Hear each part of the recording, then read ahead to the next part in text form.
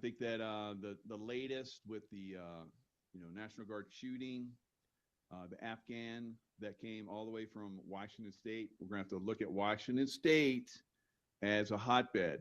So you got a guy traveling that's CIA trained from ground branch level in Kandahar, where SEAL Team 6 was also stationed. And they did the bin Laden hit they flew from Kandahar. All right, so you have very high level secretive groups there that trained this Afghan, right? And the Biden administration just carte blanche, come on in, right? Bad, very bad. He's one of probably thousands that have come in, right? So highly trained. That's why he did headshots onto both of those National Guard soldiers who were sworn in like days before. So both of them are not savvy to combat operations. I'm sure they weren't even close to any combat operations. Unfortunately, the young 20-year-old female, God rest her soul, and prayers to her and her family. She basically, at 20 years old, there's no way she could have had any combat experience, and she's National Guard. So National Guard usually is like the lowest level of combat, ability, combat readiness, and so forth, although they're trained for it to a certain extent. When I would see in Iraq and Afghanistan, and I can't remember seeing National Guard in Afghanistan, but I saw them a lot in Iraq. They were shaky. You could tell in their eyes and the way they handled themselves, they were not comfortable in combat situations.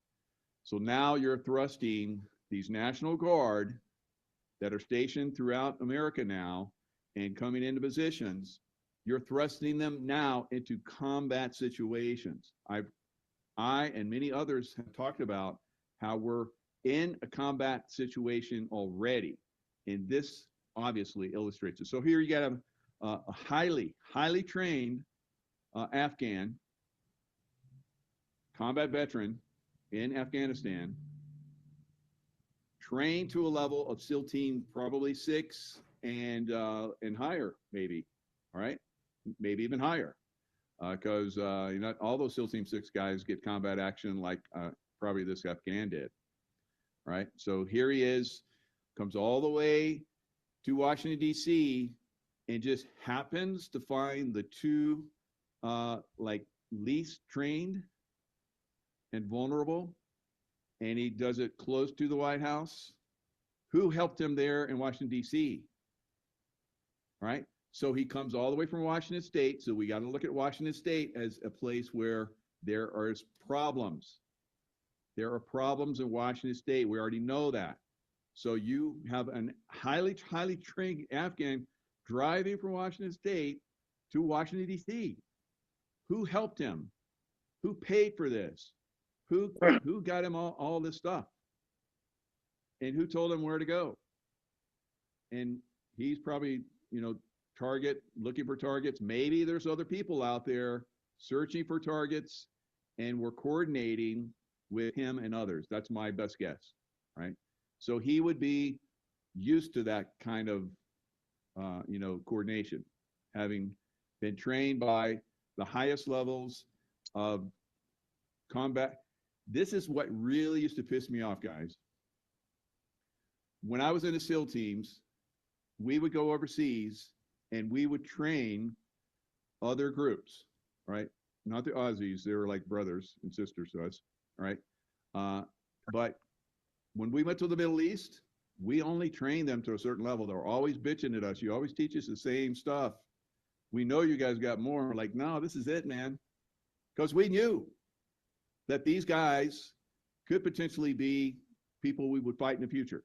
Hello. So what do we have? We have contractors that are paid a lot of money, that are highly trained, that start to train these guys, doing it for money. And then you have the CIA ground branch that's training all of these people, Yemen, in Ukraine, in other places around the world. And now we're fighting a lot of these people. Why do I say Ukraine and we're fighting these people? We know that Ukrainians came to Washington, D.C. for J6. That's already been proven. We also know they went to Canada during their trucker convoy and beat the hell out of the Canadians, because Canadians don't beat the hell out of each other, although now they do because they've gotten a lot of Ukrainians in there, right?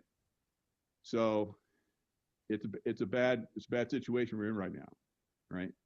So we are at war. We're in the very, very early stages of full-on combat in American cities. That's tip of the iceberg, what we just saw in Washington, D.C., right? So we're going to have combat trained forces within our big cities eventually, right? So at the border, we have combat trained, very high level, SEAL Team 6, Delta, all kind of high-end people in places where they need to be. Now, when I was at SEAL Team 6, we would train with the local SWAT teams, not very well known, right? So that way we could integrate with them in case there were problems within the big cities, which are coming. I got to back that up. Not coming, they're here. They're here right now. Look at Minnesota. Look at Minnesota.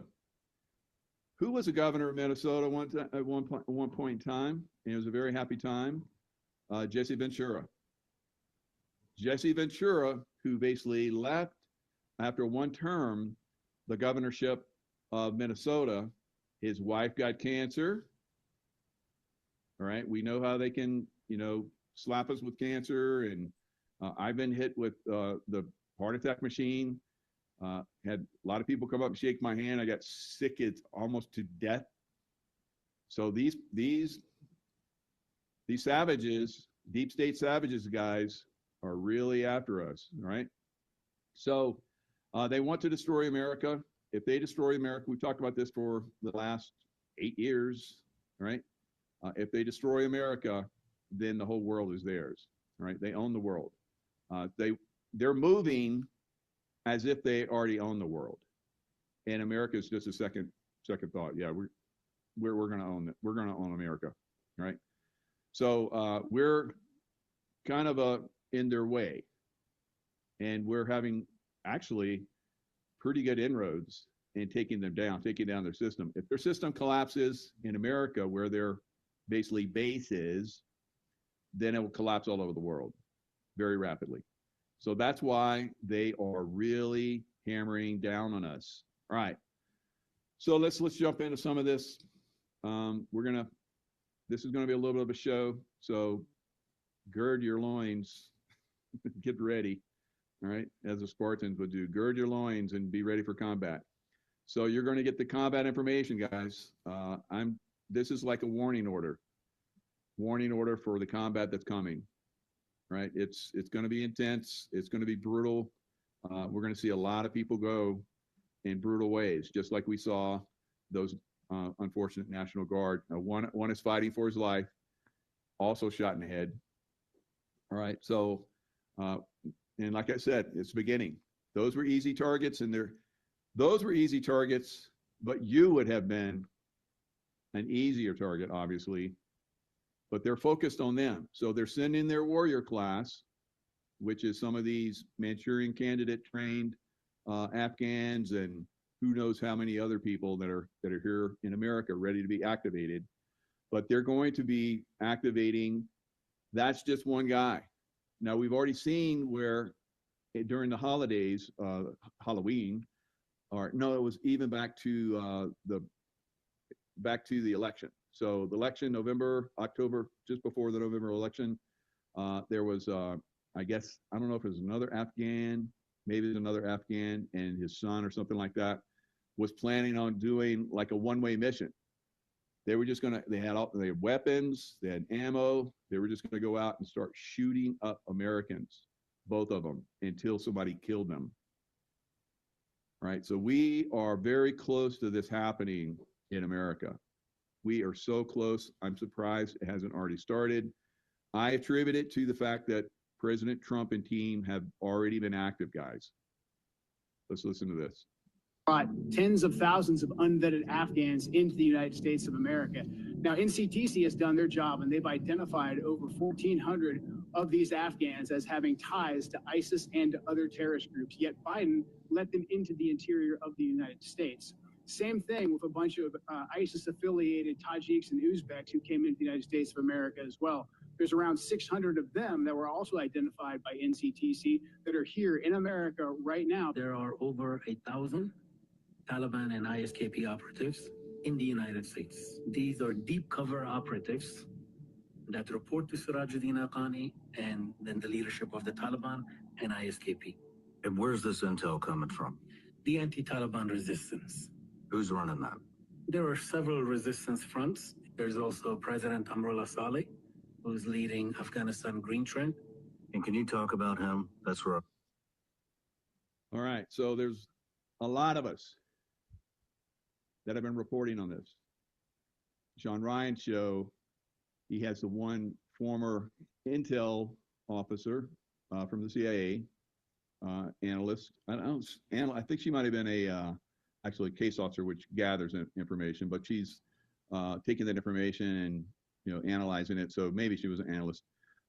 So the way that CIA works, you have case officers in the field that work with different groups, set up information gathering, HUMINT, which is human intelligence. I was on a lot of those missions. I was on hundreds of those missions, providing protective details. So it is it's a lot. So we were kicking their ass overseas, but now we're seeing, after kicking their ass overseas, the bad guy side of the CIA has started sending, or has been sending, the bad guys here into America, right?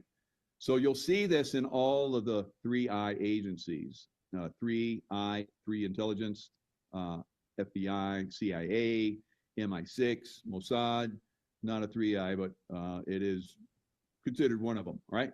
So all of these organizations have a facade of goodness, and everybody sees that, they promote that. Look at all the good things we're doing. We're stopping terrorist attacks, and they honestly are. I did that. I work with people that are highly intelligent, highly gifted, highly trained, highly dedicated to America, and we did that. But we saw with our own eyes that there were groups that were sabotaging us, and it was very frustrating, right? A lot of you are like, well, why didn't you speak out? Are you kidding me? You're dead if you speak out. I'm almost dead many times over. So a lot of people that speak out, they get outed, they get their lives ruined and sabotaged, like Jesse Ventura. I'm going to get back to him. I got a whole show that's going to revolve around how there's deep state military guys. I've been saying this for years, embedded in every single organization in the military, and some of them are running they're organizations that are running with a facade, just like the CIA, and are running bad guy ops against America, right? Disinformation operations, all kinds of stuff, guys. I've been watching this for a while. I've been trying to speak out about it as much as I can. So I'm the messenger. Don't shoot the messenger, right? Just be observant like I have been. Keep your powder dry. And when you see the whites of their eyes, open fire, right?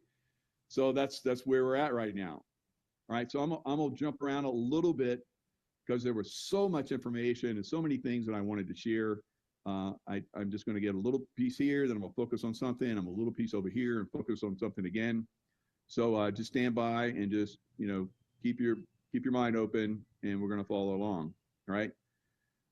Trump pushes to nullify Biden's auto-pin legacy. So this was, the Biden administration was a terrorist organization that came into the United States. Absolutely, right? We had a terrorist organization running the United States for the 4 years of the Biden administration. And the Trump team behind the scenes was trying to expose this, isolate it, stop it out whenever they could, whenever they could. They did. I think we're going to find out an exceptional job, right? Just from what I'm seeing, on my side. No, some of these operations, even President Trump wasn't aware of.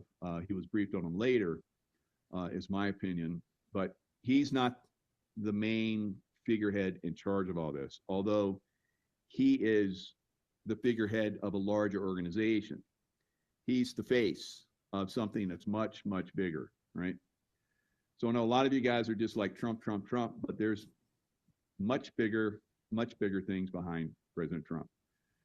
All right, he would not be here if it wasn't for this larger organization. They would have eliminated that figurehead, Donald Trump, a long time ago. All right, so they're constantly fighting against this. All right, so on Friday, today, he fired off a blistering declaration on Truth Social, vowing to wipe out every executive order, pardon, and policy document from Joe Biden's term that bears the mark of an auto pen. Trump said any document signed by Sleepy Joe Biden with the auto pen, which was approximately 92% of them, is hereby terminated.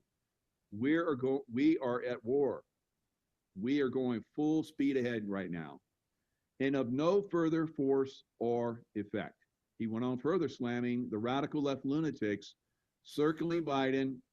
These are part of the deep state, guys. Anyone that is protecting Biden's legacy, his name, his actions is part of the deep state. Period. From now on, you got to understand that and know that, right? All right, so he goes on saying, Biden around the beautiful resolute desk in the Oval Office for stripping the presidency from its occupant and handing the reins to unelected staffers. So the auto pen declaration isn't of itself new.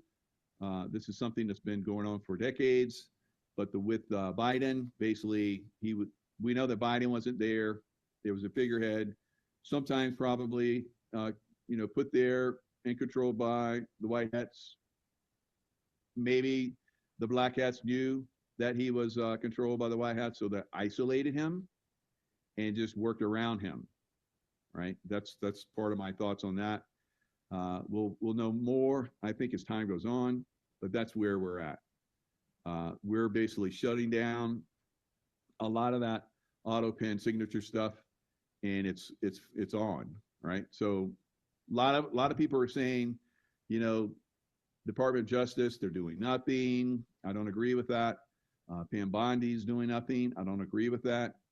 Kash Patel's doing nothing. He needs to be replaced. She needs to be replaced. I don't agree with it. All right. I don't agree with it. I don't agree with some of the talk of some of the people they have coming in to replace them.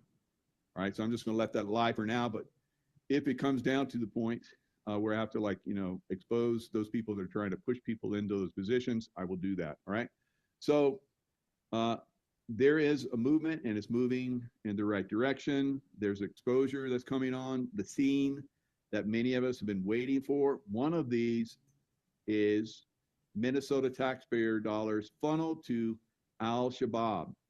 So Al-Shabaab is recognized by the U.S. government as a terror organization, has direct ties to Al-Qaeda, so a report alleges. So Ilhan Omar, she is not going to be long for America, right? Probably going to get deported back to her home place of Somalia, right? And a lot of Somalians are going to go with her that have basically infiltrated into America and have started to take down America.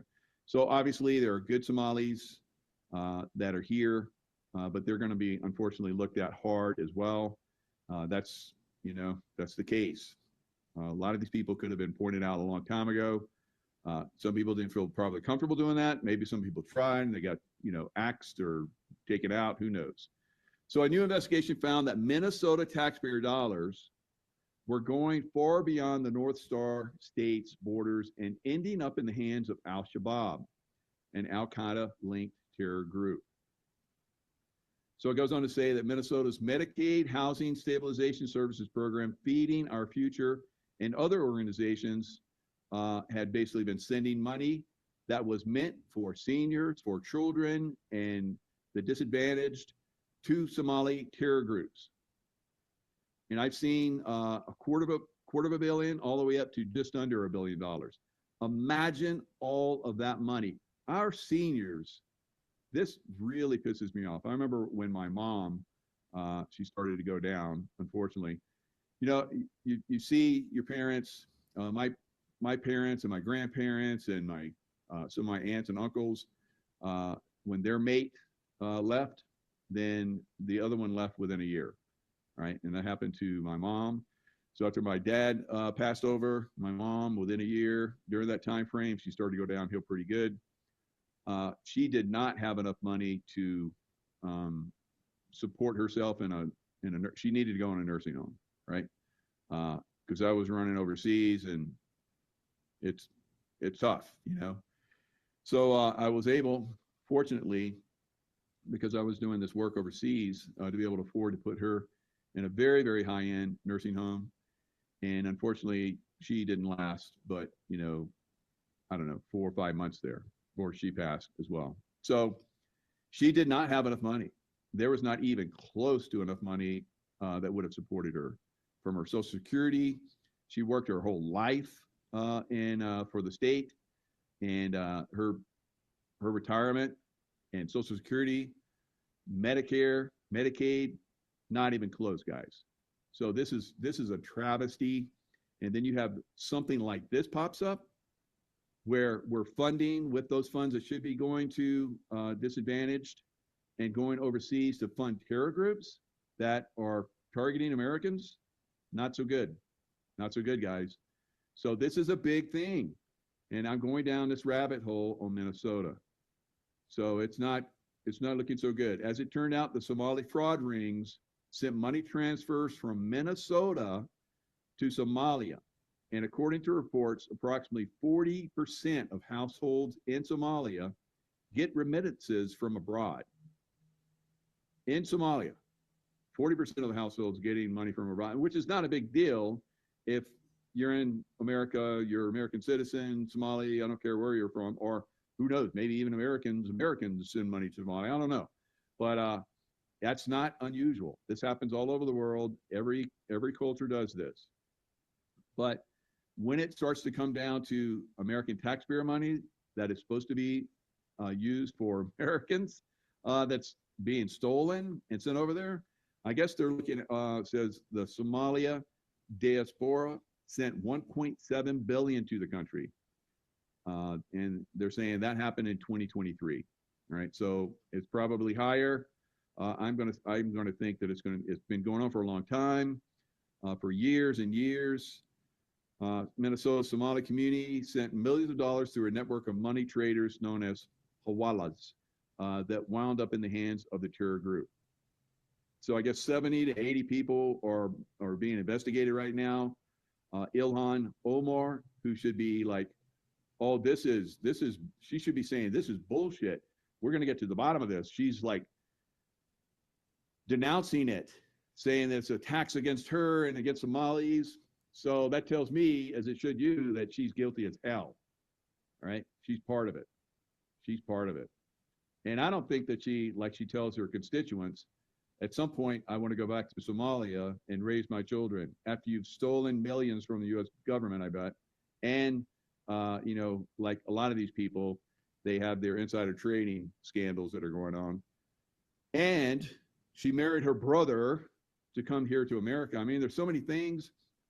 Minnesotans, you need to recall this person and get her the hell out or send her to prison. I would recall her and start an investigation. Our investigation start now. Recall her, and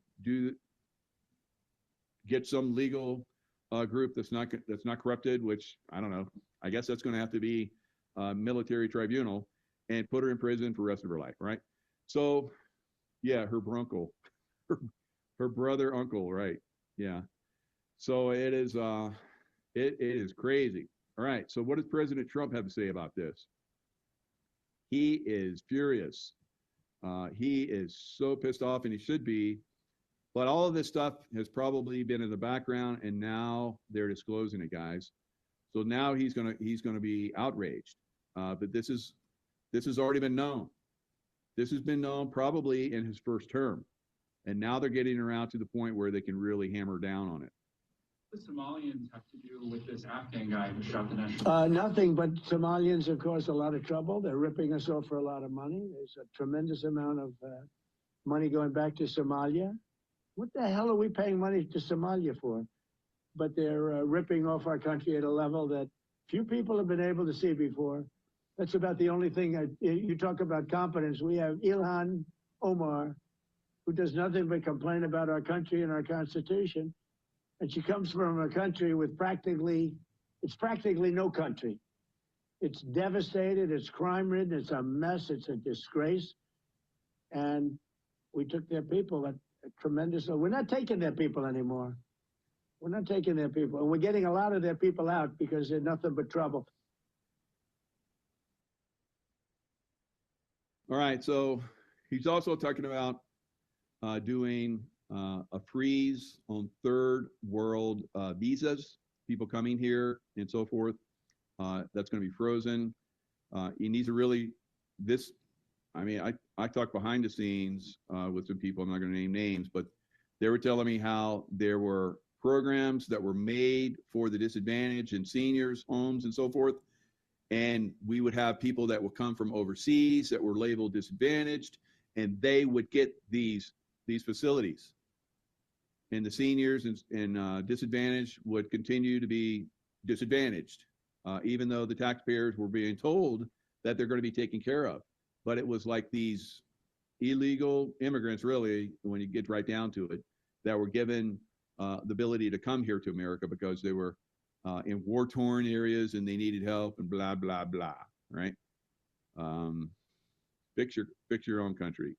Somalia is so great, and you love Somalia so much, take your children back right now, right? Resign and get the hell out of here. Get the hell out of here before we start to investigate you and put you behind bars, Ilan. So that's your warning. We're going to find out. We're going to find out. So who was a former Minnesotan that was highly revered by Minnesotans? He was well liked, and he did a great job in Minnesota, and they destroyed him. I said, why? He looked around, he whispered, Cuba. All right, so he went down, while he's governor, he's like, okay, all the things that I wanted to check out, now I'm going to check out. So he went down to Cuba, and he was followed by the CIA. Now he has a story where he's in the like Minnesota State House, right? He works there. His I guess where he lives is someplace separate, but he gets called on the weekend, on the Saturday, by the CIA to come down to the basement of the State House, like they own it. And so he gets called down there. He goes down there. He talks about this, and he says he went down there, and they asked him how he won the election, because they had it rigged all the way back then, guys. And there was such an amazing turnout for him. He won, kind of like Trump, right? Now, Jesse is his own man. He has his own ideals, and he talks about the Democrats and the Republic, he calls them both basically criminal organizations, which is true. I totally agree with him. And there's probably a few that aren't. He was an independent. So, and as an independent, he won, which is extremely rare, unless you're Bernie Sanders, right? So this is some of the stuff that he was doing. And so it talks about he was ratted out by Hulk Hogan and backstabbed by Chris Kyle. So, but look what he's doing. He's going and he's exposing stuff. And then eventually he has his own show, which we're going to talk about, which was exposing massive amounts of information. So it was, let me see, what was the name of the show? I'll get down to it. So let me see. Conspiracy theory. So I have it in the works. I'm going to show you all the stuff that he was looking at: 9/11, the JFK assassination, camps within America to put, like Americans, concentration camps, and they had like guillotines them and all kind of crazy stuff. So he exposed a lot of this stuff, aliens, all kinds of stuff, guys. So they came after him hard. And then we're going to talk about Chris Kyle, how he came after him and so forth. There's a lot to this story. So don't go away. I said, okay. So I went to the governor's residence. Normally I'd go home on a Friday to Maple Grove, where my house is. 4 o'clock, a car pulls up. A guy gets out from the Swedish embassy, because, see, Cuba has no embassy here. So Castro has to go through someone else. The Swedish embassy comes in and meets with me, and here's the message. He said, this is a message from Havana to you personally. He said, Cuba wants you to know that a friend of Cuba's, they know you're not seeking re-election, but they want you to know a friend of Cuba's will always be a friend of Cuba's. In other words, you're going to be our friend, even though you're not. So just like JFK, and he's going to talk about JFK now, and I've done lots of shows on the JFK shooter and how he's part of an assassination team, execution team for the deep state. And when they decided in their own little back offices that you were going to go bye-bye, or they're going to destroy you, because it's easier for them to destroy you. And if they kill you, then your legacy continues and even grows, like it did for JFK. Of course, they covered up the truth and they buried all the different truths that he was about. But you have Jesse Ventura coming out, and I remember he did a show about the JFK assassination, and there was no way that the way they described it happened. He tried to go up into a tower that simulated, him using the same weapon, you're jacking around in, firing, jacking another round in, firing. Absolutely impossible, right? Many of us that have done this have shot, sniper rifles and so it's like that's an impossible shot. So he exposed a lot of this stuff, and they came after him. Governor anymore. I thought, and you know who that came from. Sure. I thought that was pretty good. I thought that was pretty loyal too. What did you ask him about the Kennedy assassination? Here's a perception of it. What did he have to say? Couldn't shut him up for 20 minutes. He said it was an inside job. He said Oswald couldn't make the shots. You know that as well as I do. He said, I had nothing. Oswald, as we found out from other people, Jim Manning, who did deep investigate. Jim Manning found out when he was at the Washington, I guess he was stationed in Washington as a Marine. He was in some library somewhere where they kept a lot of these records. Just so happened that they had a record on Oswald, and he went and looked it up, and he found that Oswald was a horrible shot. He couldn't even he barely could make the standards. So he was not an expert shooter and was barely making the standards. And in fact, he maybe even failed, and they just pushed him on anyway, because the CIA had, they had a job for him. Now we know that he went to Russia, Oswald, and he was working there to gather information. I don't think he was as successful as they wanted him to be. Now, James Files talks about how he and Oswald, for 4 days before the assassination, Oswald had been there for a while, scoping the place out, showed him around. And then they kill Oswald. That's how much they, serve and protect, the people that serve and protect them. They kill them, right? They're no longer used for them, and they see him as a way that they could use him as a patsy, like they did with Oswald. So they killed him off. With it, he said, do I look suicidal to you? He said, I love my country. He said, if I killed John Kennedy, the United States would have wiped Cuba off the earth. I'm not suicidal. He didn't have anything to do with it. And he's correct. Oswald couldn't make the shots, and it was an insult. Now, there was a time frame where they were trying to pin this on Oswald. I'm not Oswald, but on Castro. They tried to make Castro be like he's the one that basically planned and coordinated, the JFK assassination. That fell through because everybody's like, that's stupid, right? So this is the thing they constantly throw disinformation out there. They'll go with a story that's disinformation, and when people figure it out, it's like, and then they go with another one, and another one, and another one, and then finally people get tired and they don't want to hear anymore. It's like when I do these shows that have extreme levels of reveals in them. I'm like, oh my God, everybody's going to rise up now. It's like hardly anybody looks at it.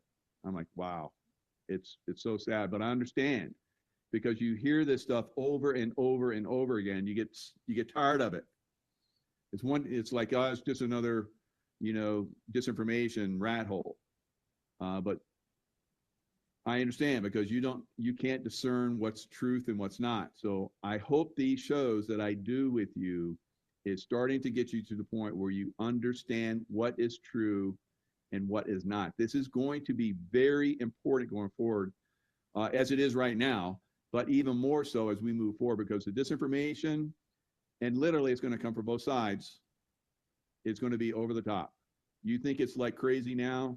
You haven't seen anything yet, guys. Job. What do you think happened? I think we killed our president. I think a coup d'etat took place. Had John Kennedy lived, there would have been no Vietnam War. There you go. And we know that. In fact, after he was killed, Lyndon Baines Johnson started sending troops to Vietnam. And that was part of the reason why they kept him alive, because he thought, oh my God, they're going to kill me too. And they're like, no, we're not going to kill you. We're going to use you. You're going to be good. And before the shots happened on the Kennedy assassination, Lyndon B. Johnson was hitting the floorboard, and he had like Secret Service all around him before the shots fired. Yeah. Corruption is deep, guys. It's out of control. Yes, Stephanie. LBJ, evil incarnate. Absolute. All right. But what does that do for us now? Now that we know that, how does that inform us going forward? Well, it informs us so that we don't make the mistake going forward anymore when we see someone like Obama come in. I mean, I got to admit that I was fooled by him too. I was fooled of me, of all people. Yeah. So, but Bush, voted him first time, Bush W, and second time, not so much. I didn't vote for Senior. I saw that he was part of trying to take out Ronald Reagan. That was obvious to me. And why would I think that his son would be any different? I don't know. He was the better of the two problems, I guess. I don't know. So, and then you start to see over time, have we had anybody that's good? Yes. Reagan was good, but he was manipulated. He was controlled. They almost killed him. He was in a bad strait there for a long time. He almost died. So, they kept their facade up. And then, of course, Bush Senior was running the show, which is what they wanted to do anyway. So he started running the show quite a bit, I believe. And then once he came in office. So one of the things that Bush Senior, and we should call him Schurf because he was German. He was not American born. He was born in Germany. So he had no right to be an American president. So he actually served in the German Navy at 16. So it's born in Germany, served in German Navy at 16, and then he came to America. And Prescott Bush, also German-born, Schurf. They came here, changed the name. Now, according to Sheila Holm, they changed their name here in America, but it's different everywhere else. And that's the way a lot of these elites are, guys. And I've seen this. I've seen different names for people overseas. A lot of people. And it's like, wow. So that's how they're not held accountable in a lot of these situations. So there's all kinds of craftiness that goes on with these people.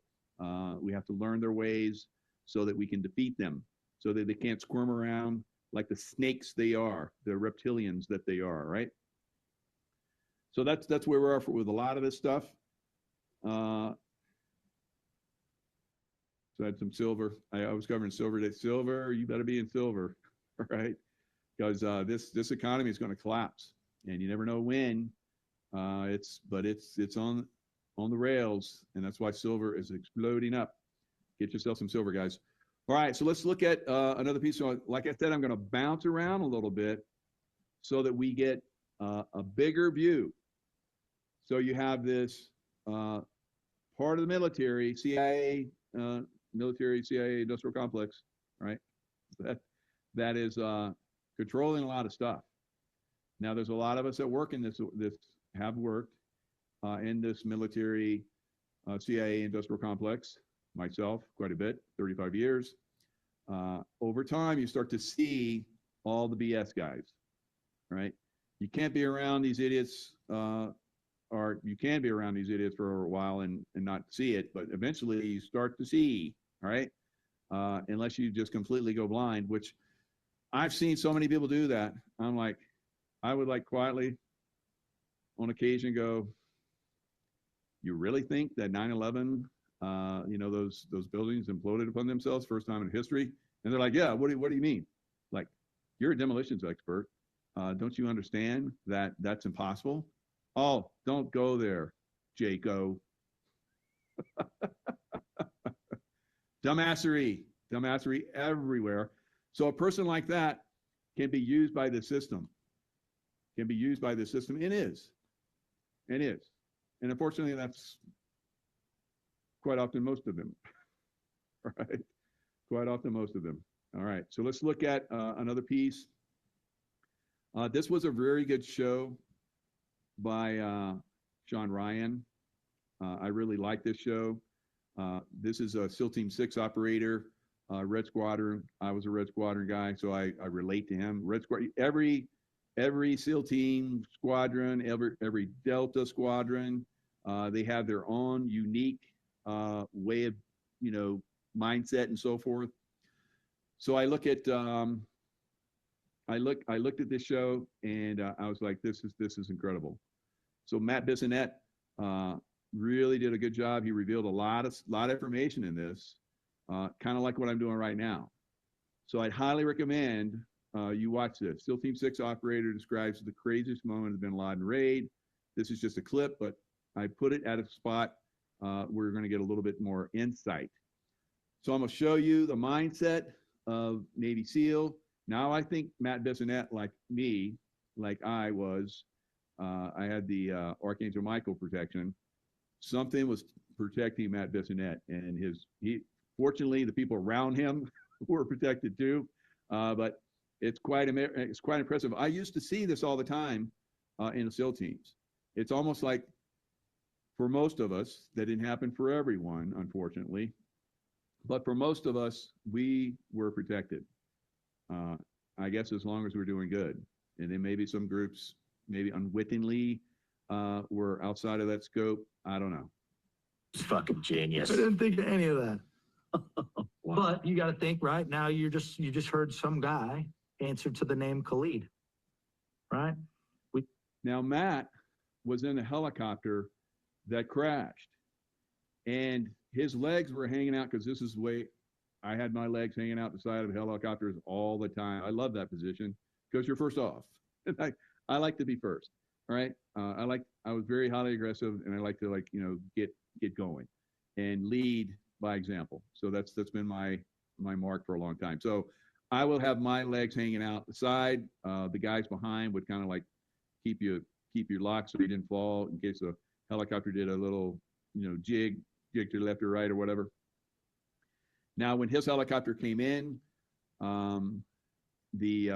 it didn't have enough lift when it came into the compound, and it crashed. So it crashed, and the way it crashed, it almost went to the point where it would have crushed him, but it stopped. So I mean, this whole interview is like that. It's just full of this. his whole life, growing up in Alaska, all kind of crazy stuff. This Matt Bissonette seems like he's definitely protected to me. Heard all the guys downstairs got guns, right? I got shot. All right, so they've already moved into the last house where Osama bin Laden is. So they cleared the other two. I guess there were two other shelters. One of them, they took fire. They fired through, took out one of the guys that was firing at them. Same thing in another house. One of the women in the house ran to get the weapon that had been, or her husband or whatever, and she got shot, but just a immobilizing shot to the leg or something. So here they are. They're moving upstairs, and this is where they're at right now. This is crazy the way this happens sometimes. So you're going to hear how they're moving up these stairs, and they just one of the guys in his group just whispered the guy's name because they knew, the guy that was in this area. So they whispered his name, and he poked his head around the corner, and they shot him. He had a weapon. He was in hiding. If they had gone up, he would have unloaded on all these guys. Crazy stuff. At the first floor. So, okay, whoever is in this house is putting up a fight and trying to hide, right? So okay, significant. At least chalk that up in the back of your mind as you're moving through the target. That, okay, maybe the intel folks are correct for once, right? There was a ton of different intel people involved in this. The girl from the Zero Dark 30 movie, she was always 100%. Right? She wasn't a hot redhead, but she was always 100%. There was other intel people we had there. Some of them be 50%, 70. She was always 100%. So yeah, you're thinking, okay, all these little pieces, these are all little signs that are adding up in the back of your head. Step over Khalid and head up to the third floor. How much interaction did you guys have with the woman? The CIA chick? Yeah. Tons. She was there when she briefed us in. I sat next to her on the flight over. The movie does a great job portraying how feisty smart she is. She's wicked smart. Yeah, I'll leave it at that. All right, so you're moving up to the third deck. Third floor, point man in front of me again. Same guy? Same guy whispered Khalid. Head pops out the door at the top. Point man takes a couple shots and the head disappears into the room. All right, that head that disappeared into the room was Osama bin Laden. As you guys know, I've talked about how I was part of helping to locate him through my intuition. I'm not sure if it's the same case officer that he's talking about, but I believe it is. I was working with this case officer. She was like, I'm going to dump this doctor that, we thought would lead us to Osama bin Laden. I said, I think he's going to lead us to Osama bin Laden. I wouldn't dump him. And so she looked at me quizzically, and then she kept on working with him, and he eventually did lead us to Osama bin Laden's place, and we've talked about that. So I was there in Pakistan when this happened. In Islamabad, I was 50, 60 miles away. We had an action plan to basically potentially move everyone, our group, and potentially other people, maybe in this mission, across the border into Afghanistan. So we had all kinds of different, we were going to go by vehicle as far as we could. If the vehicles came under attack, we're going on land. It's so we knew the territory, all kinds of crazy stuff, guys. So there's a lot that goes into these things, a lot. And these guys probably don't even know that there was a background like that developed for them, right? So crazy, crazy stuff. So Osama bin Laden, within an hour after he was shot, I saw the pictures of it, right? So very, very crazy. So you have good guys doing good work, and then you have bad guys sabotaging. All right?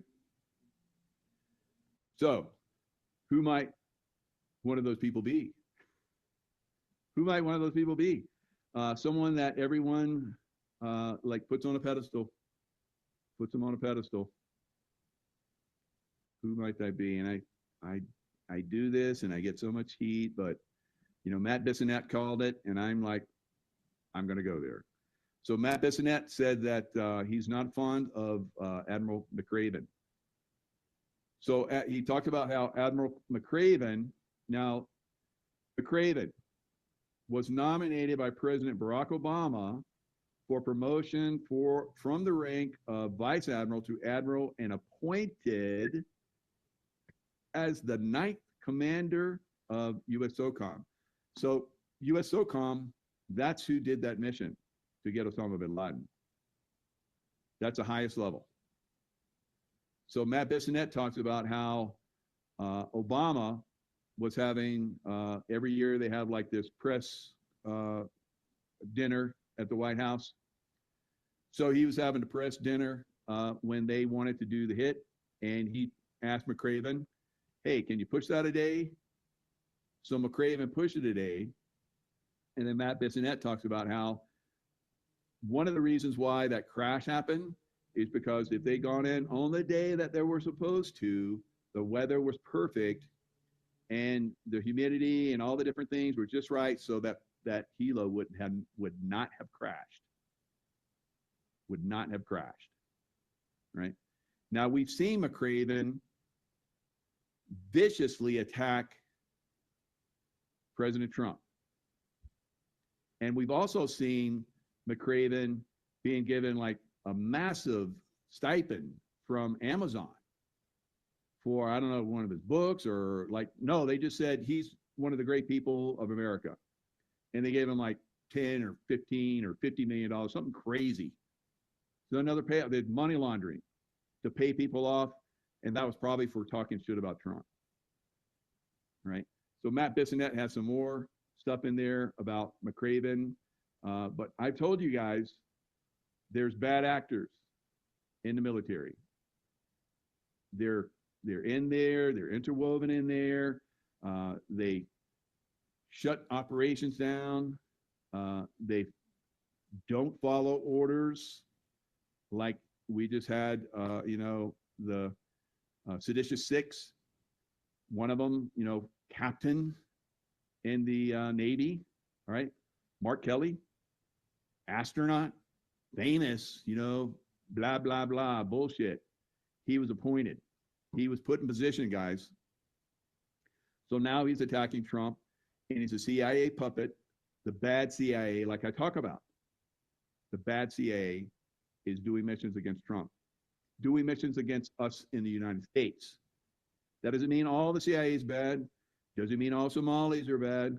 Doesn't mean all Wisconsins are bad because they had their money taken from them and shipped to terrorist groups, right? A lot of us are misled. A lot of us are lied to. A lot of us are fooled. But there are some of us, you can't fool us all the time, right?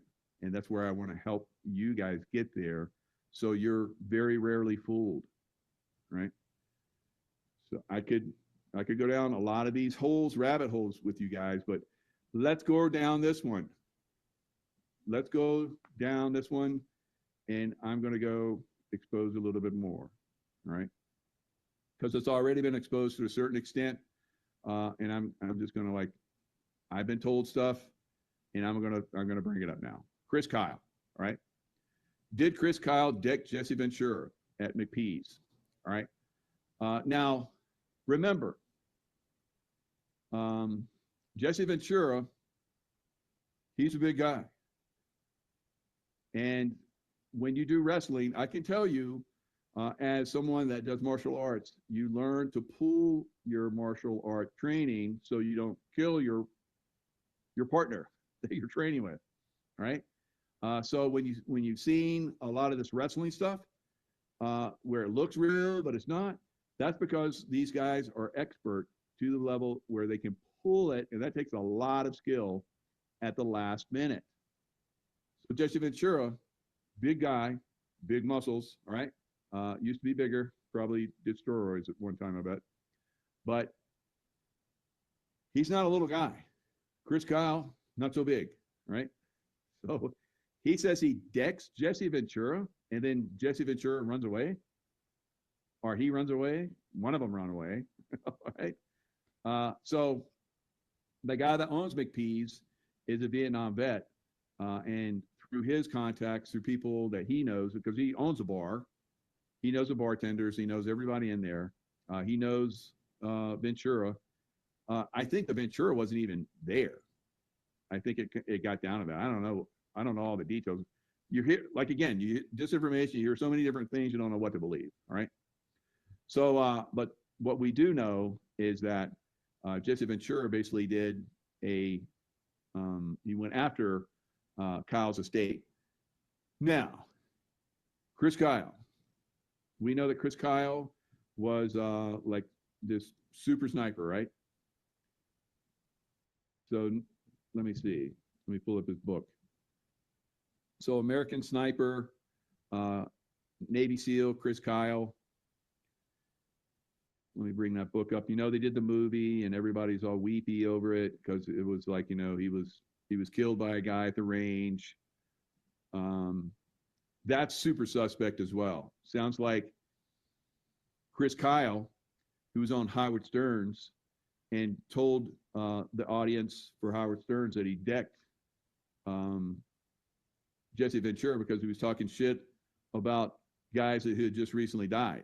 There was there's one guy that jumped on a grenade, and so they're like having a wake or something like that at McPee's bar in Coronado, where all the SEALs used to hang out. I used to hang out there all the time. So they're talking about how, or at least Kyle is talking about how Jesse turns up and says, well, they deserve it, or some bullshit.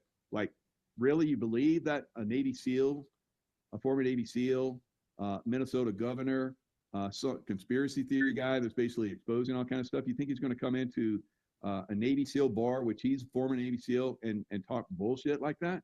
That should be your first, that's bullshit, right? That should be your first idea that that's bullshit. All right, so American Sniper. So, of course, I have a lot of SEAL friends over the years that have informed me of a lot of different things. Truth, you know, real truth and so forth. So Chris Kyle, they were basically had a sniper position in, I think it was Iraq, it could have been Afghanistan, I don't know. But if someone came out with a weapon, they would shoot them, right? So they had control over this one street, this one area, this one town, and they're protecting this base, I guess. And I'm sure he did like 5 or 6 different missions, you know, deployments or something like that. So my buddy told me that Chris Kyle came in and relieved his buddy who had been on the gun, you know, all night up into the morning, and then no shots, nothing. Chris Kyle gets on the gun and within minutes starts blasting away. So they can't see downrange what he's shooting at, but they just got off the gun, his spotter and him, the sniper. They didn't see anything. Chris Kyle gets on there and just starts shooting the hell out of everything. Sounds pretty, I think we know what's going on there, don't we? Right? He's just blasting away people. All right, so another instance that someone told me was that Chris Kyle would get him and sometimes other people that would go with him as a backup, and he would go in town and go into where people lived, and he would shoot their goats. He would like climb over the wall, get in the compound, shoot their goats or whatever. They would come out with guns, of course, and he would shoot them. So these are the things I've been told about this. Now you can say, oh, that's bullshit. But I've heard a lot of these stories, guys. So then we have Chris Kyle killed by a PTSD Marine. So Chris Kyle, another SEAL, take this PTSD Marine to a shooting range to like help him with his PTSD, and he shoots Chris Kyle, who's like this expert everything, right? And he gets to jump on Chris Kyle and the other SEAL and kills him. Should be another bullshit flag, guys. All right, so I'm just throwing the stuff out there. I can't verify anything. All I know, what I've been told by reliable sources that to me are telling me the truth, right? So why did Chris Kyle say that he decked Jesse Ventura? Did you just not see how Jesse Ventura is basically talking about a lot of things that the CIA does not want talked about? How the CIA called him down into his state house and asked him, how did you win the election? The CIA in his state house. So CIA is supposed to be overseas, for one, and not in America. But they're in every state, because I used to be overseas, and all these case officers were like, oh, I'm going to California after this. I'm thinking to myself, what? Every state, guys, every state. The CIA controls the world, but not for long. Not for long, all right? So we're getting to that point, but we have to go through these hard reveals. We have to see that there's other things that are involved here that many of us probably don't want to hear, and some of you will attack the messenger, right? I understand that. It is what it is. Like I said, I used to be around some hammerhead, alpha males, and you just can't talk to them. Some of those hammerhead alpha male former SEALs are probably like blowing up right now, right? So it is what it is, all right? All right, so one of the SEALs present was Chris Kyle, the most lethal sniper in U.S. military history. Another, at least according to Kyle, was Jesse Ventura, former SEAL, professional wrestler, and governor of Minnesota. What happened next is the subject of a lawsuit in St. Paul, Minnesota. The questions at issue: was Ventura at Peptides that evening? Did he insult the memory of a SEAL killed in Iraq? And did Kyle then deck him? Kyle claims he did in his book, American Sniper, which came out in January last year, so this has been a while. This was written, so back in 2012, right? So 2006, Ventura was riding high after his term as governor. He had 2 bodyguards with him. I don't know about that. Why? I don't. Maybe the state of Minnesota still had to provide him with protection, a protective detail, possible. I don't have a protective detail. All right, so whatever. But I've had many threats on my life. So Chris Kyle had 160 confirmed sniper kills out of 255 claimed. So interesting, all right? A year earlier, Governor Ventura filed a defamation lawsuit against Kyle for the claims he made in American Sniper and also on the Howard Stern show. So, in a section of Kyle's book with the heading Punching Out Scruff Face, he wrote about confronting a celebrity over disrespecting SEALs, the war, and the president, George A.W. Bush, right? That night in 2006. Scruff Face, Kyle wrote, served in Vietnam. He did.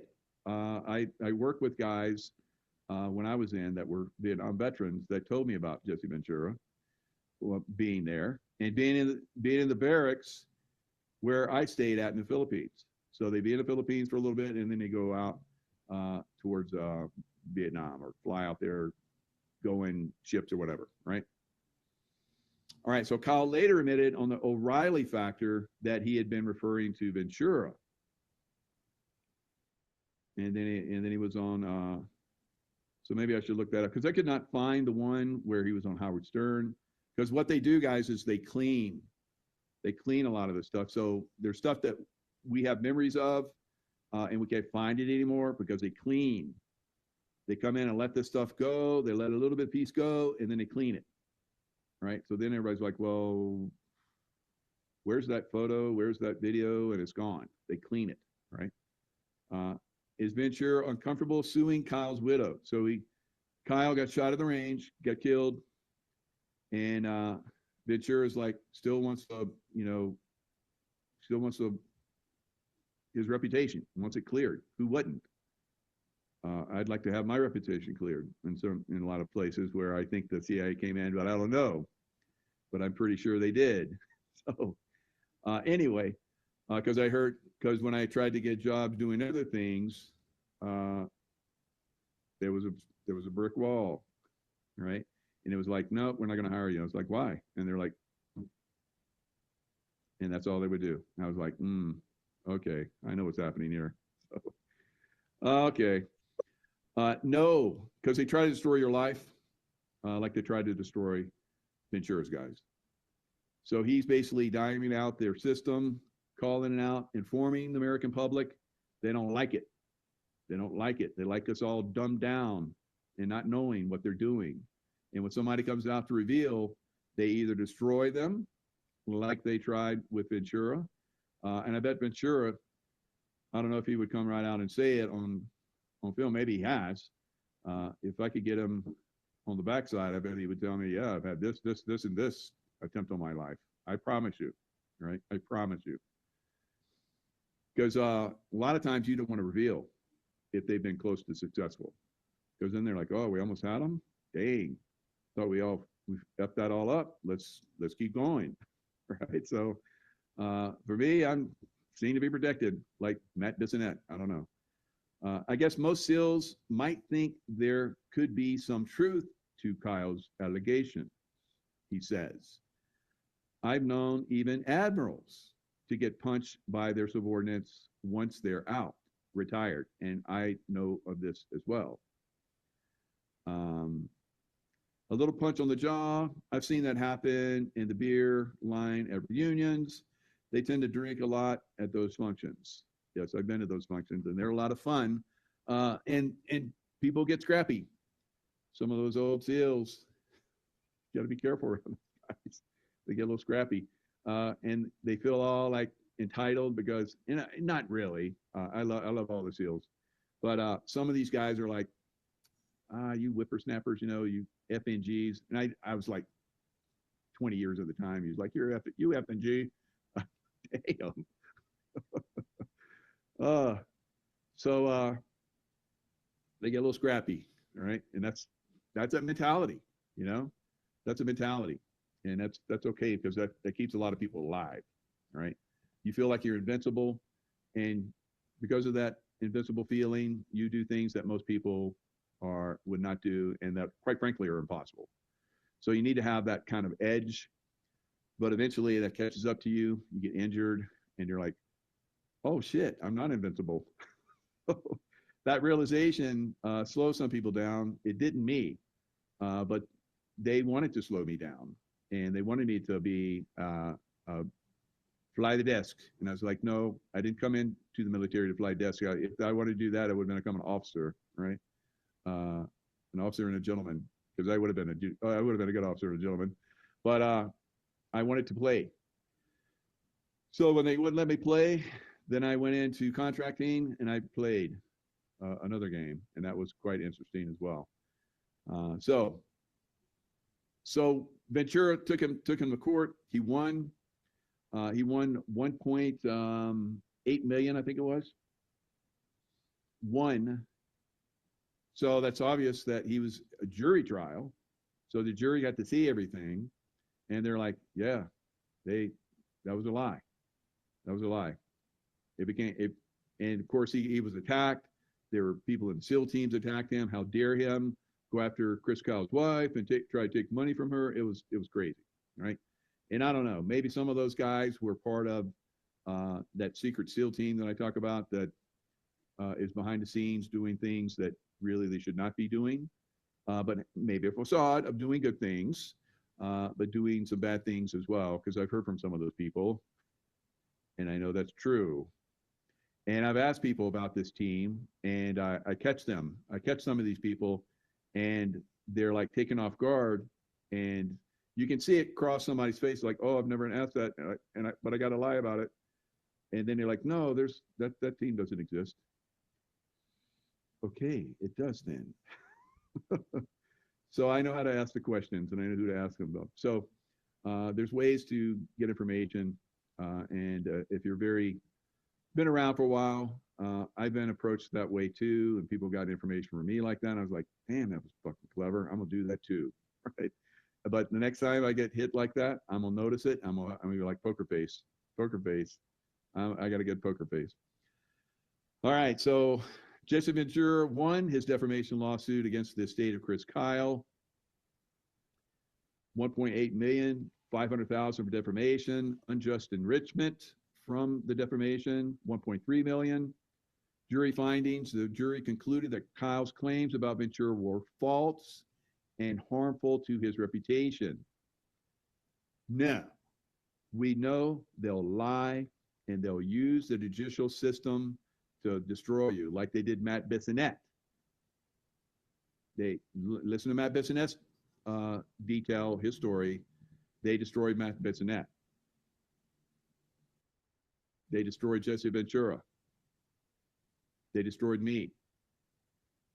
Some of us fight our way back, right? So we're like old dogs. You can kick us, but you can't make us go away. We're going to come back fighting, right? Old, scarred up, mean old dogs. All right, appeal and subsequent developments. The 8th Circuit Court, which is located in, where is it? Is it Arkansas? Oh, no, Nevada. So Clark County, Nevada, which is Democrat leftist stronghold, right? Controlled by the CIA, I believe. And so they basically took it there and they were like, no, you're not going to be paid. So I don't know if he ever got paid, but they basically threw it out. It says the 8th Circuit Court later vacated the original award, citing improper comments made by Ventura's counsel. They just make this shit up, guys. Improper comments by his counsel? Like what? Like, they if there was improper comments, the judge and the jury and the other, no, they didn't know. They didn't realize it. We, in a completely different court, could see this. This judicial system is fried. It's been fried for a long time, right? We have to have military tribunals. We have to replace the corrupt judges, lawyers, and so forth. The lawyers, from what I'm hearing, are going to go away, and I think some of them already have, away from the British Admiralty ruling, whatever bar, whatever that stupidness, accredited bar, British accredited registry. I think that's where it is. So they have to take an oath to the bar, and they have to do the bar exam. What bullshit, you know? So we're still, beholden to British royalty. Jeez, yeah. No, that's got to go away. That's bullshit. Common law. They did it in the UK, and then they circumvented that as well in the UK. And now we're seeing people just expressing their opinions. Some people just have their opinions, and they haven't even sent them out. They have them in their Facebook, or they have them in their email opinions, which the British royalty, I guess, Khazarian mafia, reptilian agenda, whatever.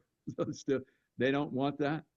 So they're basically arresting people for just having a meme that they haven't even sent out. So that shows you that they're looking into our stuff as well.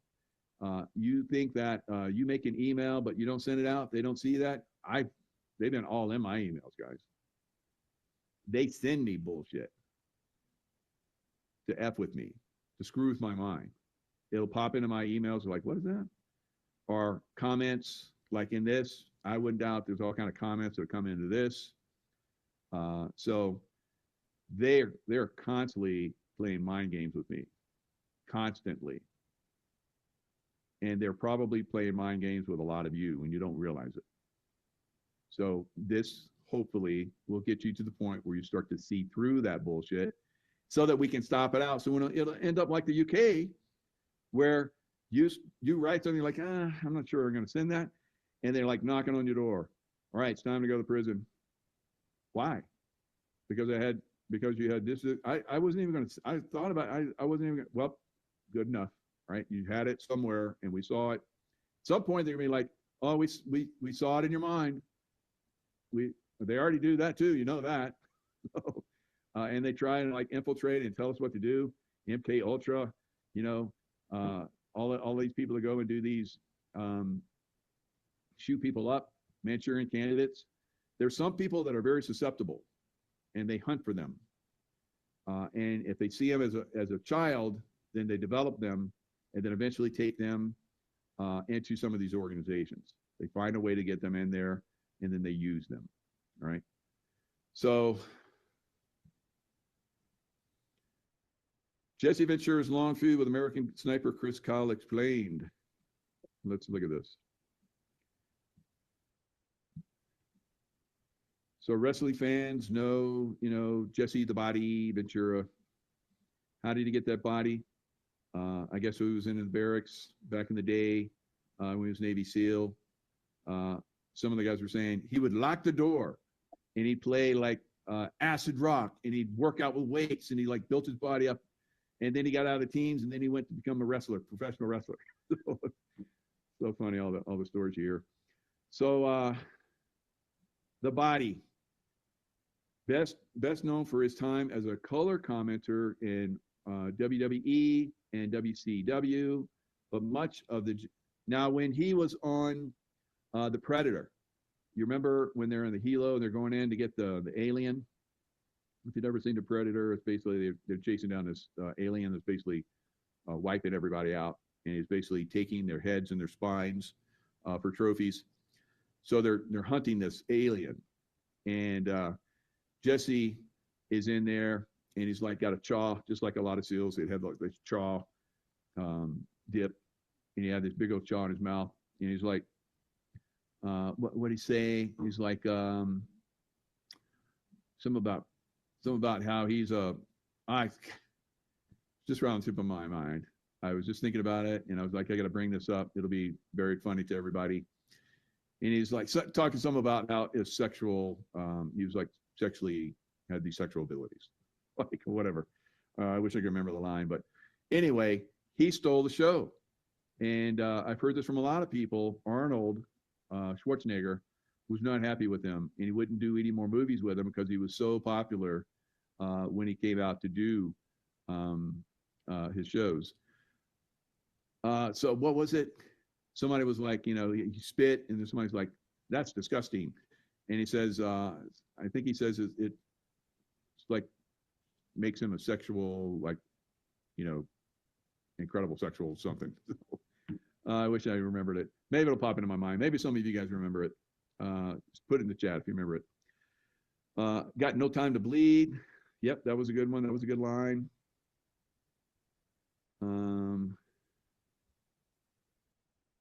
Predator invisibility tech is real. Yes, they were leaking it to us. It's absolutely real. It's been around for a while. All right. Oh, I remember now.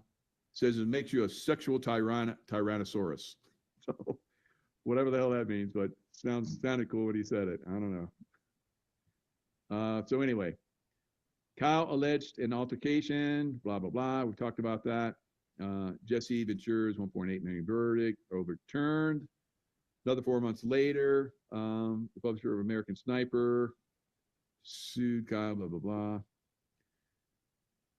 Before a new trial could take place, Ventura tried to appeal the decision to the U.S. Supreme Court. Ultimately, in January 2017, the Supreme Court declined to hear the case. 2017. Wow. So that's when Trump was in office. So that sucks. All right. So anyway, it sounds like he probably didn't get his money, right? But to a certain extent, because he won the case, I think he got his name returned. I don't know. So Jesse is an honorary lifetime member of the Mongols. So a lot of military, when they leave, they go into these biker clubs. Some of them not so good, but a lot of them, I've worked with some of these biker clubs. They're very, very good. They're absolutely good. just like everything, Predator, family favorite. Good, Stephanie. So, like a lot of, good organizations, I think, probably the Masons, great organization one time, maybe not so much now, right? And there's good people in there, of course, and they cover for the people that are doing very bad things. So, or have information. So anytime you have secret organizations, kind of like what President Kennedy talked about, these secret organizations are abhorrent to America, and that they're one of them, unfortunately. So probably why I never wanted to go in there. All right, so here's another little clip of Jesse on Howard Stern. He was on Howard Stern before, I guess, Chris Kyle came on and talked shit about him.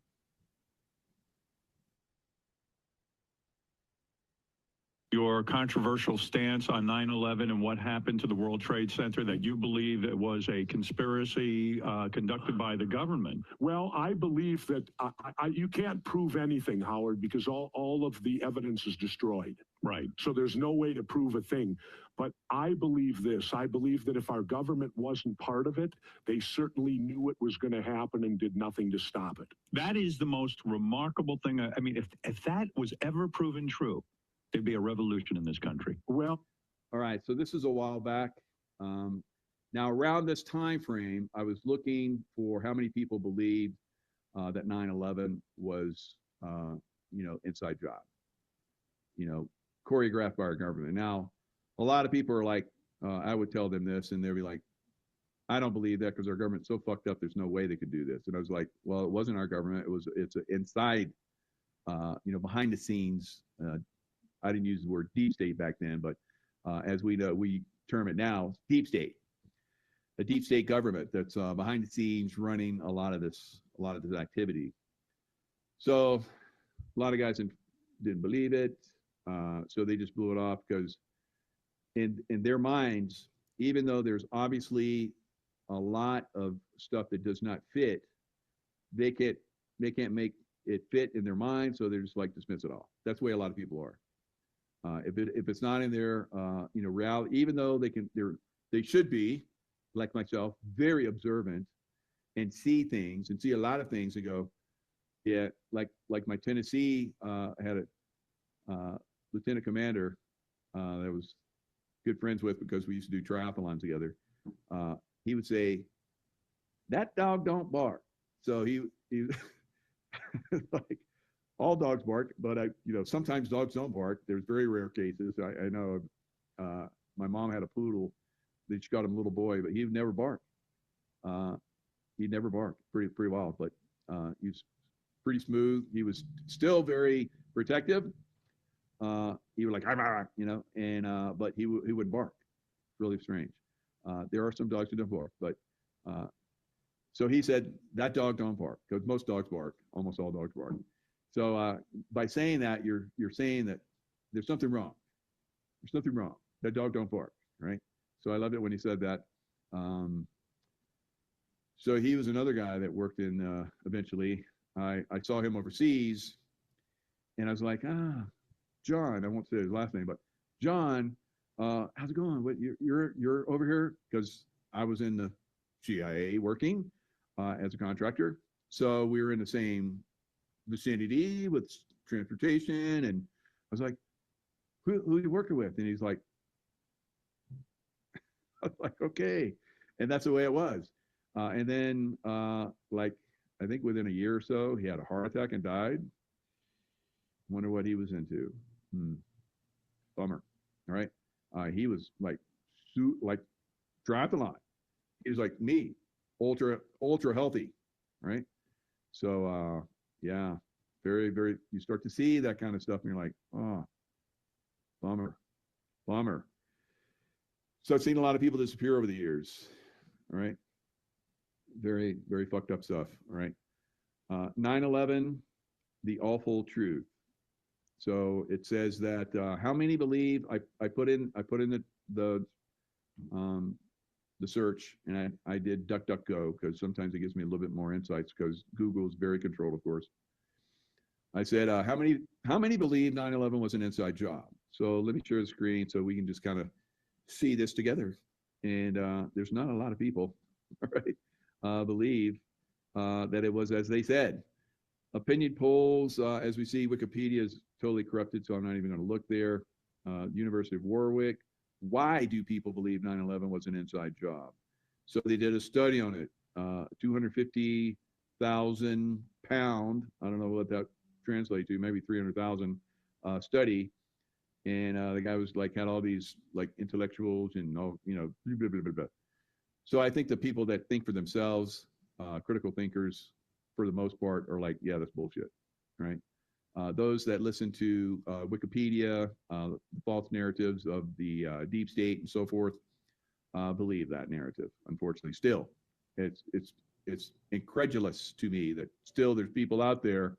But I hear every time I talk, I say that people come in the chat and it's like, yeah, I have my cousin is in New York law enforcement and he believes it. I was like, are you kidding me? Of all people, they should be the ones that really don't believe it.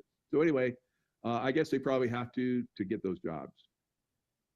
And you don't hear a lot of people talk about this that are in the political realm.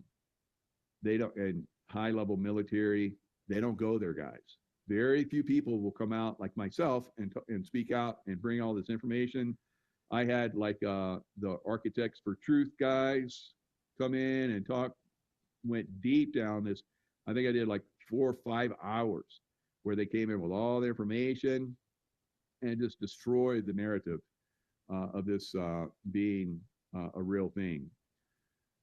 So conspiracy theories. So mostly at this point, I think most people, way over 50%, I would say 60, 70%, I would hope at this point, don't believe the narrative. Now we're constantly given more and more reality checks on this. So for the first time in history, before or since, there's never been a time where buildings collapsed on their footprint from fires.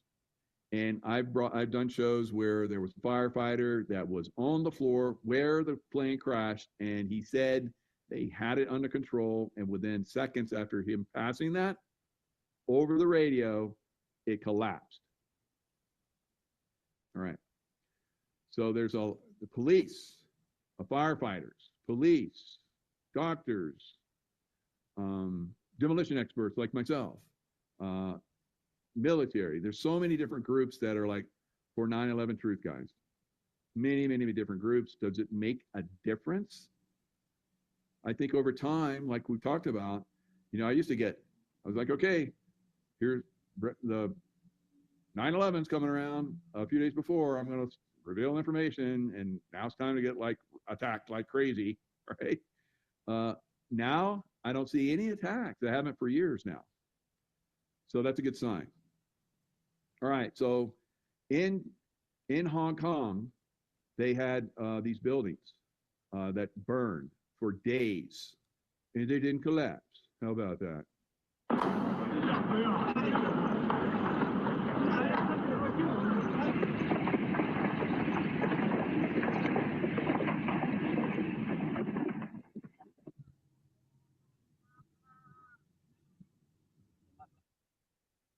That raced upward along the exterior structures and spread into apartments housing thousands of residents. Now, what kind of residents did they have there? What do you think? Seniors, lots of seniors. So I think the latest death toll I saw was like well over 100, and they're saying there's like hundreds that are still missing.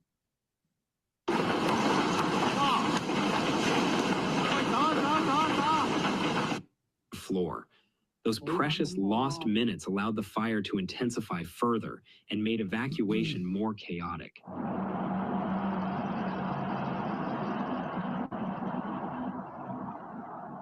So look at this. These fires are raging from the bottom to the top on all of these buildings for days, and none of them collapsed.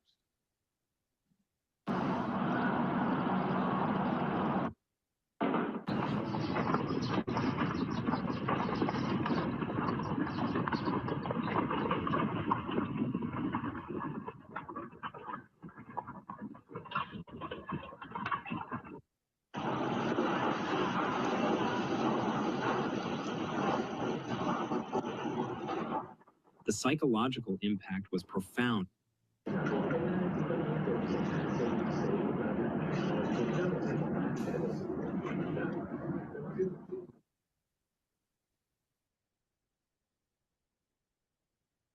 All right.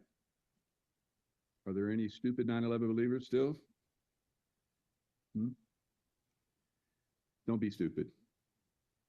You're not going to last much longer if you're stupid. Really, you aren't, right? So, Jesse Ventura, American politician, political commentator, actor, media personality, retired professional wrestler, Jesse the Body, like we talked about. He entered politics in 91, elected mayor of Brooklyn Park, Minnesota, a position he held until 1995.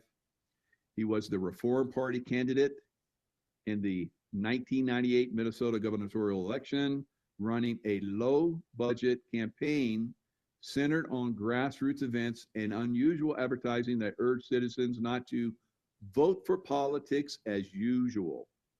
Initially ignored as a novelty candidate, Ventura defeated both the Democrat and the Republican nominees, a major upset.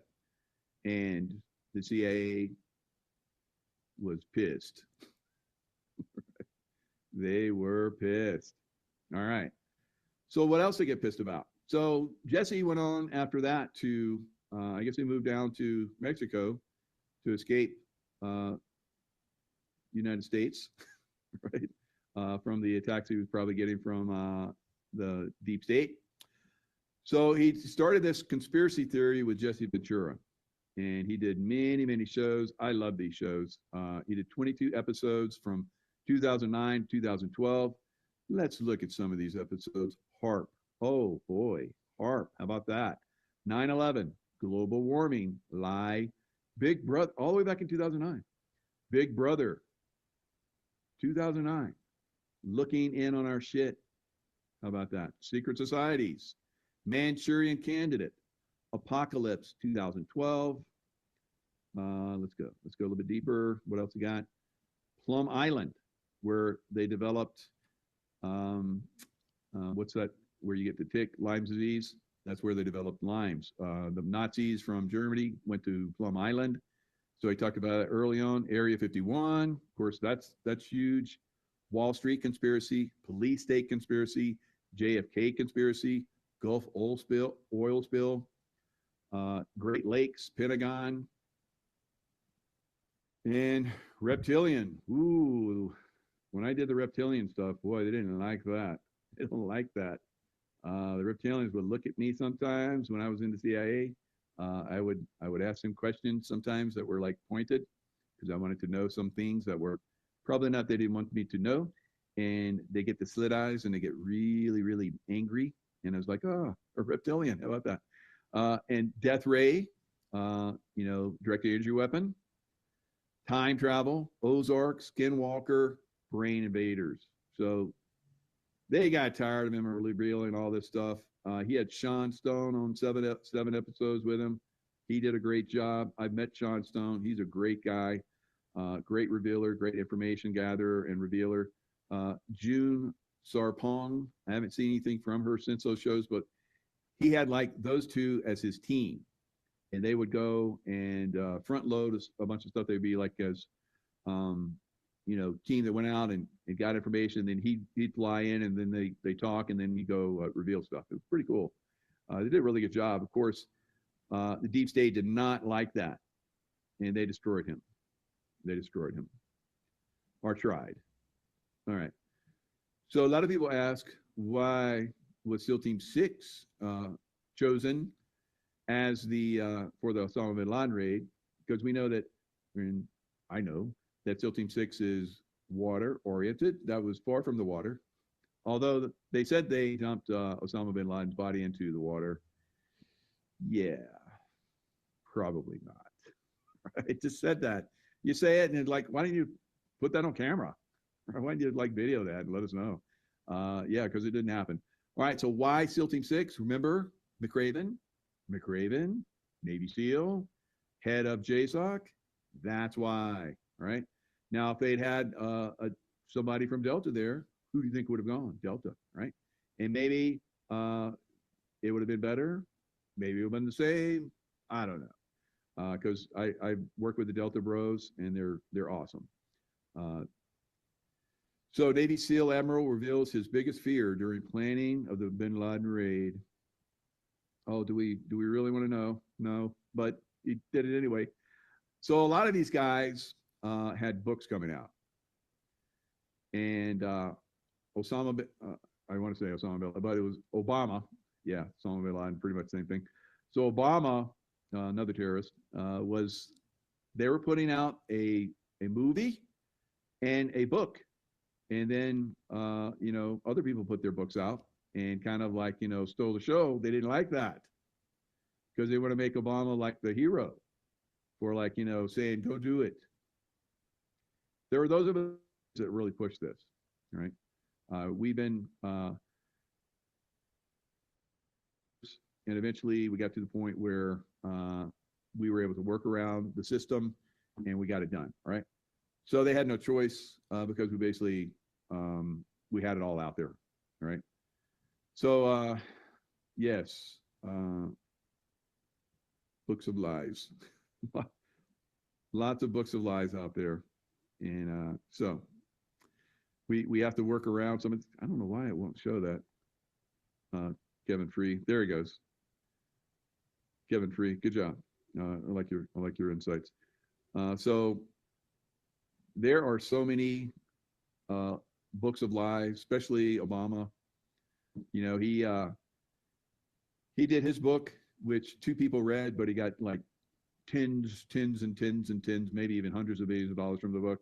Right? It's money laundering.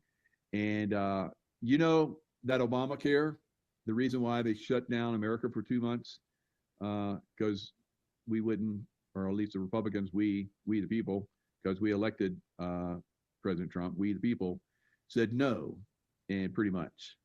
We're tired of these insurance companies ripping us off, and you want to do more of that, F you, right? F you and your Obamacare bullshit. And so anyway, Obama, you ever think, I always thought, because Obama brought it out, they named it Obamacare. They named it Obamacare so he could get income from his name being used. $2 million a year for rights to his name on Obamacare. He got upwards of $40 million from U.S. taxpayers just because his friggin' name was on Obamacare, guys. Trump shut it down. Wow. I don't know. Maybe that's why they revolted and said they didn't want to work with Republicans and help work with Americans. So Chucky Schumer, they don't give a shit about Americans. So they screwed over Americans big time, didn't they? 2 months. I think Chucky Schumer's gone, right? Because he didn't keep it. He wasn't able to keep it. There were like Democrats that were like, oh shit, this is so bad. We're going to vote for this thing. We're going to vote for, we're going to work with you, and let's just get the budget passed. So Chucky Schumer's not very popular now. Ocasio-Cortez is probably going to take his place because New Yorkers are completely compromised. They just voted in a communist that hates our president, called him a Nazi after he visited him, and Trump said, oh, he's going to be great. And then he went home and said, oh, he's a Nazi. Oh, yeah, New Yorkers. Ooh. Yeah, New Yorkers going to go bye-bye. All right. So a lot of us have seen, how the deep state has brought in a lot of these bad actors. You saw what one guy can do killed those two. I'd be surprised if the other guy lives. A headshot from a shooter that knows how to do headshots. All right. Fortunately, there were some guys there with guns that basically shot him, and they were able to take him captive. That's good. So now I'll give you a question. And the CIA, I guess Ratcliffe basically came out and said, yep, he worked for the Zero group, or whatever. It was like 03. And they were trained by, the Special Activity Center. So ground branch guys, special activities, yes, I can reveal this because it is on the internet. How about that? Right. So Special Activity Center of the United States Central Intelligence Agency, responsible for covert operations. The unit was named Special Activities Division, sad, so sad, prior to a 2015 reorganization. When SAD took over, they were basically two separate groups. Special Operations Group for tactical paramilitary operations. Probably at some point they had the assassins in there, guys. Maybe they're still in there. I don't know.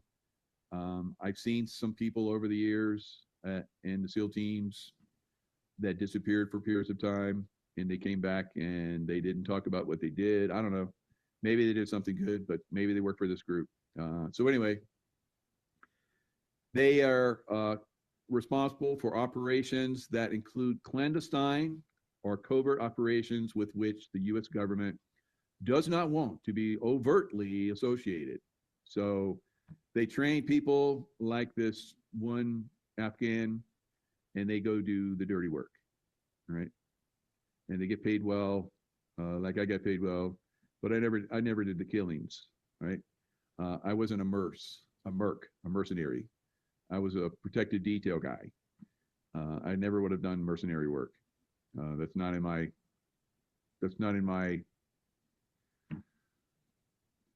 vocabulary, not in my, I have high consciousness, right? So anyone that does merc work, like a lot of people are going over to Ukraine right now from all over the world doing mercenary work, they're low totem pole people, right? All right, so as such, unit members called paramilitary operations officers and specialized skills officers do not typically wear uniforms. Yes, just like I didn't when I traveled overseas and worked overseas. You don't have a uniform, and that's so you can move around and not be recognized, right? You even wear the local garb, and you grow out a beard and other things. So, and drive their crazy cars and all kind of stuff, and walk around like they walk around. I've talked about all this. So it's something that, I saw, like, probably, I would say some of the best from the SEAL teams, SEAL Team 6 guys. I rarely, if ever, saw a regular SEAL team guy in there. So they pick from the highest levels. So I would, hang out, talk to those guys occasionally. I'm doing my thing. They're doing their thing. Like I talked about my lieutenant commander friend, that John, that eventually had a heart attack. Very suspect, right? So a lot of guys do this stuff. Now, SEAL Team 6, officially known as the United States Naval Special Warfare Development Group, or DEV Group, and it's located somewhere, right? Somewhere in Virginia. And they are also considered the tip of the spear in the Joint Special Operations Command. Now they have different groups in there. So their structure, let me put their structure in there. Why do I put this in there? Because it gives you a better feel for the organizations.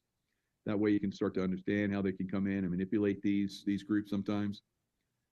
I don't think they've done a lot of manipulation in SEAL Team 6. I think it's, at least I hope.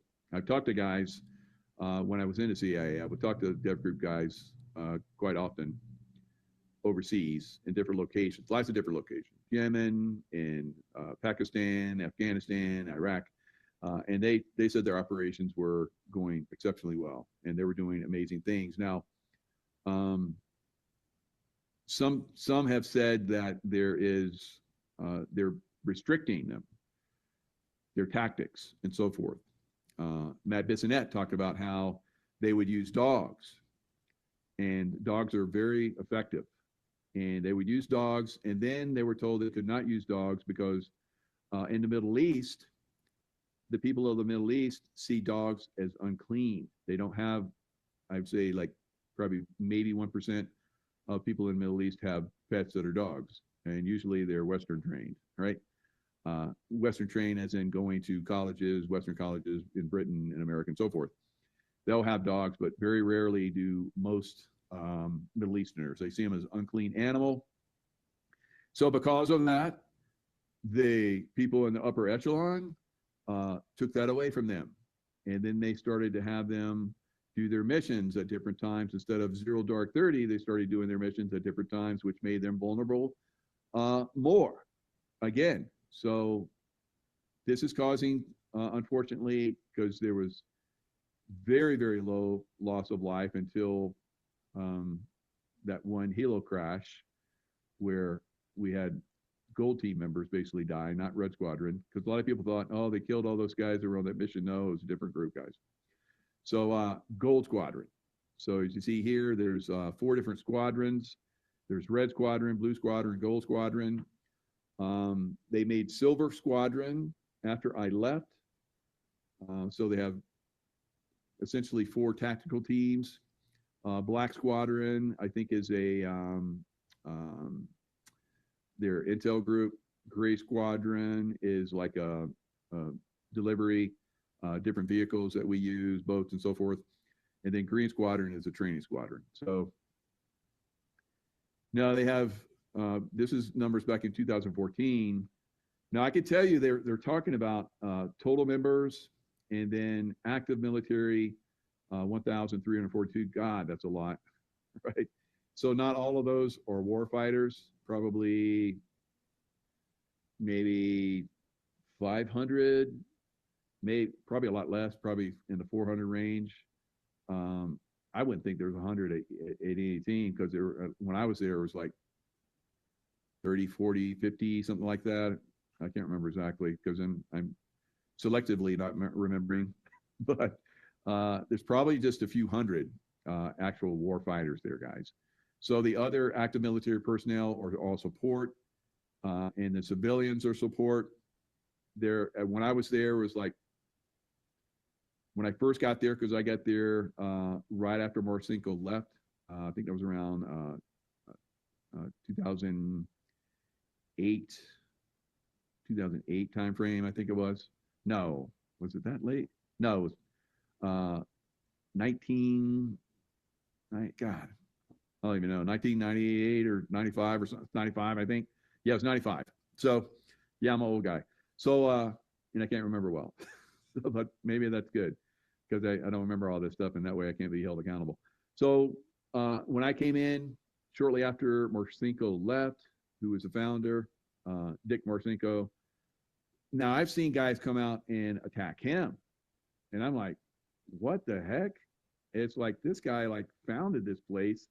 He's like the hero for founding this place. Now, Jesse Ventura was a friend with Dick Marcinko.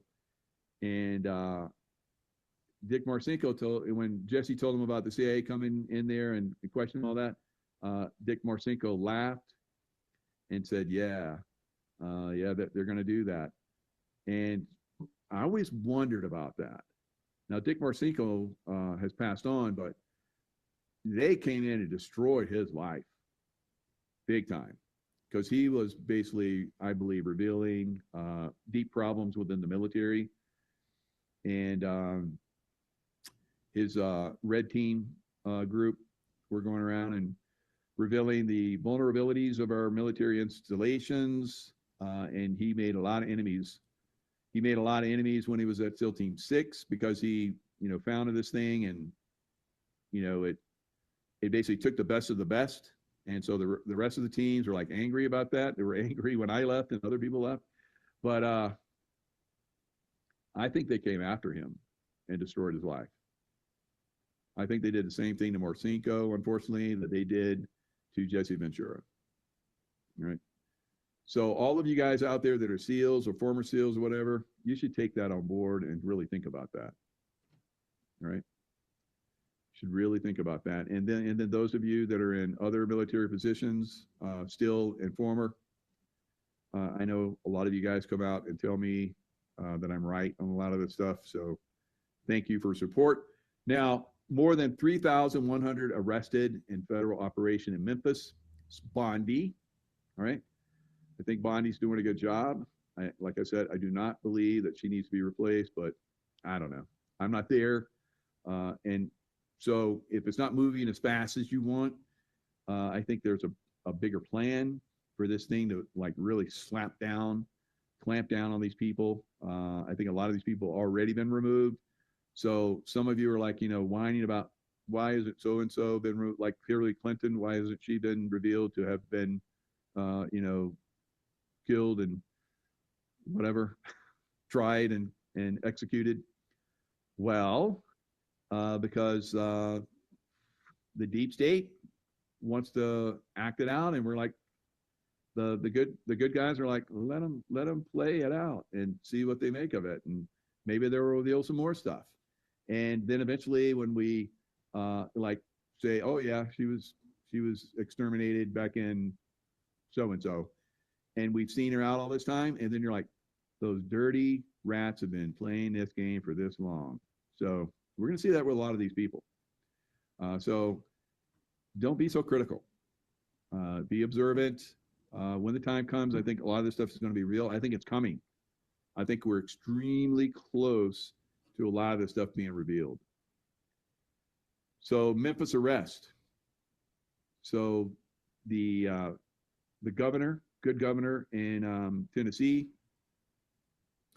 wanted this task force to come in, just like they're doing in Washington, D.C., like they're trying to do in Chicago, but they're being blocked, like they're trying to do in Portland, but they're being blocked, like they've been doing in L.A. To a certain extent. So Attorney General Pam Bondi said more than 3,100 arrests have been made since they came in November. When did they go in there? Was it October? 2 months. So it's 2 month long crime crackdown. So, but yeah, September, October, November. So September, I thought it was October, but it was the end of September. So anyway, so 3,100 arrests, 121 missing children were located, 500 legal weapons, and murder rates cut in half in 2 months. Crime rates in Memphis at their lowest level in 20 years.